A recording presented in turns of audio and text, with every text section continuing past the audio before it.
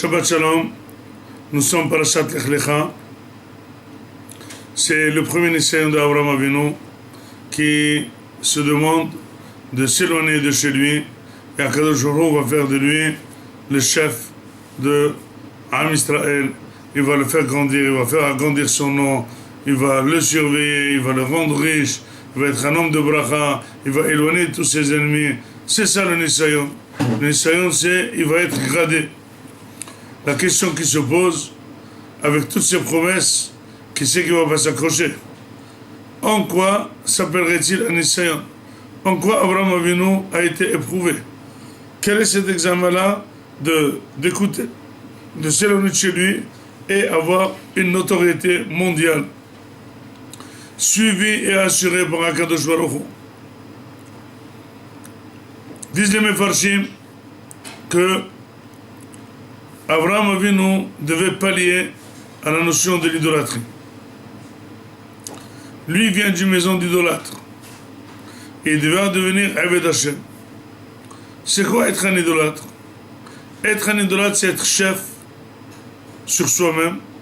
C'est choisir son idole, servir l'idole comme il se doit, dans son intérêt personnel. Finalement, si jamais il est bien servi par cette idole, c'est très bien, mais sinon il changerait d'idole. Le patron, c'est l'homme, c'est lui qui fabrique son idole, c'est lui qui la sert, et c'est lui qui s'en sert pour ses besoins, pour être en bonne santé, pour être riche, pour réussir toutes ses demandes. Akadosh Baruch Hu lui dit, il faut t'éloigner de l'idolâtrie. Maintenant tu es devenu Eved de Akadosh Baruch Hu. Tu es un serviteur d'Akadosh Baruch Hu. Comment il va tester? Est-ce qu'Abraham Avinu est un serviteur d'Akadosh Baruch Hu? Ben, tout simplement, Akadosh Baruch Hu dit, à partir d'aujourd'hui, tu vas quitter chez toi. Plus de relation avec tes parents, tes frères. Tu n'as rien. Tu commences à zéro. C'est moi qui vais te fabriquer. C'est moi qui vais te faire de toi un grand homme. C'est moi qui vais te guider. C'est moi qui vais te donner ta autorité. C'est moi qui vais te surveiller. Tu vas dépendre entièrement de moi. Or, le test est-ce qu'il va vouloir accepter? Pourquoi? Parce que quelqu'un qui reçoit tout d'Akadosh Baruch Hu, il ne peut que se soumettre à Akadosh Baruch Hu. Imaginez-vous un enfant marié. À quoi il rêve? De se détacher de ses parents. Si jamais son père lui dit, qu'est-ce que tu as? Tu as besoin de l'électricité, je te paye. Je veux acheter ça, je te paye. Mais c'est vrai, dans un sens, on est très content que les parents aident les enfants. Mais les enfants, à force que les parents les aident, ils se sentent trop soumis. Ils veulent une atzma haute. Nous, dans notre travail d'Akadosh Baruch Hu, nous on sert Akadosh Baruch Hu. Mais est-ce qu'on est vraiment des avadim?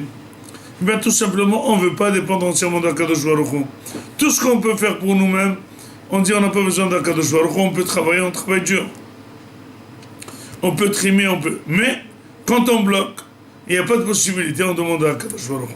Ça, c'est pas un serviteur. Un serviteur, celui qui y croit, qui reçoit tout d'Akadosh Baruch Hu. Akadosh Baruch Hu dit à Abraham, écoute, tu n'es rien, je te fais tout. Mais après t'avoir tout fait, et tout dépend de moi, toute ta grandeur, tu ne pourras rien faire que de dépendre d'Akadosh Baruch Hu. Imaginez-vous, quelqu'un me propose être dans la maison d'un riche, avec ses habits, avec sa Mercedes, avec sa maison, c'est lui qui va marier une femme, c'est lui qui me dépend tout, c'est lui qui me nourrit.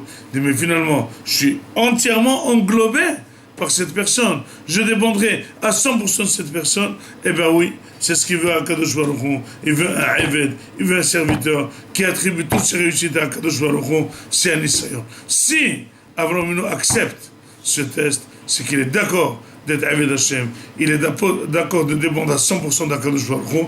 Eh bien celui qui dépend d'Akadosh Baruch Hu à 100%, il reçoit que des bonnes ishurot et entières de Akadosh Baruch Hu. Il n'a pas besoin de travailler, il suffit de se déclarer Ani Eved Hashem. Shabbat Shalom.